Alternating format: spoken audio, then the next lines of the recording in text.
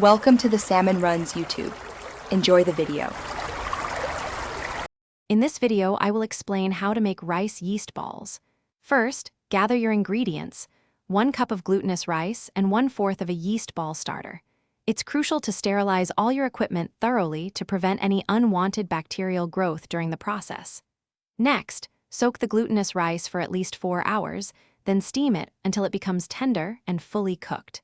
This initial preparation is key for successful fermentation. Once your rice is steamed, let it cool down to about 95 degrees Fahrenheit. While the rice cools, take your yeast ball starter and crush it into a very fine powder. This ensures even distribution. Now, gently but thoroughly mix the powdered yeast with the cooled rice.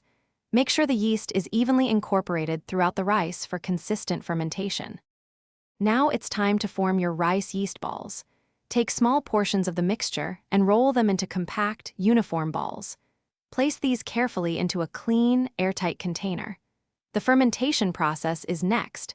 Store the container at room temperature, ideally around 75 degrees Fahrenheit, for 2 to 3 days. You'll notice a sweet, alcoholic aroma developing. After fermentation, your rice yeast balls are ready. For optimal freshness, store them in the refrigerator, where they will keep well for up to 2 weeks.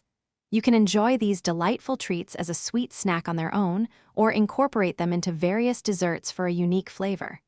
They are incredibly versatile. Also, if you're looking to freshen up your ride, check the description for a link to Little Tree's black ice and other great deals. Thanks for watching. Consider subscribing if we helped you.